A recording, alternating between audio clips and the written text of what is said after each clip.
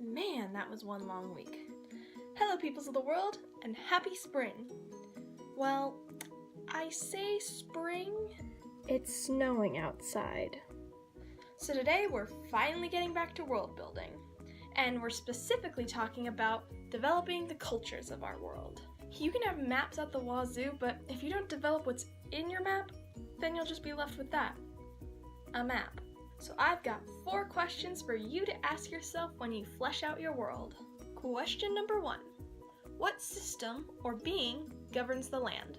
Depending on which type of government you choose, the government can have a ton of impact on your characters' day-to-day lives. In dystopian stories like The Hunger Games, the government has a lot of influence on the plot. In fact, it often acts as the main antagonist to the main characters. For example, without the government of Panem, Katniss would never have had to volunteer in place of her sister. Stories like Harry Potter and the Philosopher's Stone also have governing influence. Hogwarts is, in its own sense, a governing body, controlling the classes of the students, their living quarters, and the rules of the school. So no matter what you choose for your government system, whether it be an actual governing body or the hierarchy of a children's playground, it can heavily affect your characters and the world they're in. Question number 2. What is the culture of the land? This includes what they eat, what they drink, how they work, what do they do in their spare time, and who or what do they worship. In Alden, a capital city in my world, people enjoy watching pig races in their spare time, or going swimming, or playing cards. Alden is also the location of the Great Temple, the main worship location of the Creator. You may also want to include family dynamics in your culture. For example, is your society patriarchal, matriarchal, or does it vary from family to family? When do people get married, and why? Is it by choice or by arrangement? How important is family to your society? Now, be careful not to turn your world into a Planet of the Hats. A Planet of the Hats is when your culture ends up turning into a world in which everyone is almost exactly alike. For example, all elves are good at archery and they all have long hair.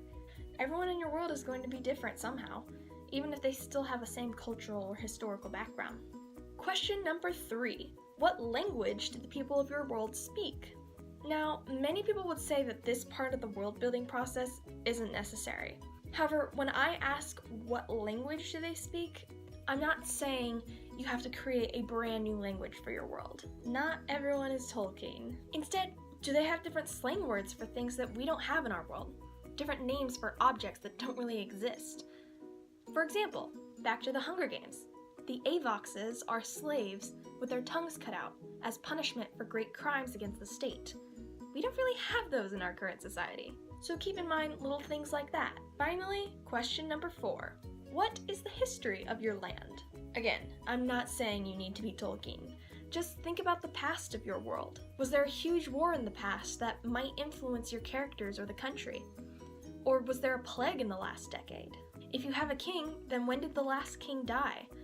Or was the land recently conquered by invaders? These are the sorts of things that might influence how your story takes shape and how your characters interact with each other and the world around them. Now, those were the 4 questions that you need to ask yourself when you dive into world building. Now, last time I said I was going to make 4 world building videos. Well, I wrote those scripts out and I realized it would be a lot easier to just give you all the basics in one video, which was this video. So if you guys want more world building videos about more specific topics, you can request those in the comment section down below. Or if you just want to request a video about anything on writing, put that down in the comment section too. Be sure to like this video and subscribe to my channel and share this video with all your writing buddies. Also, check me out on Facebook and on my website. Link in the description. I just posted a new short story that you should totally check out before my book drops in July. I'm Lindy Leatherwood, and I will see you next time.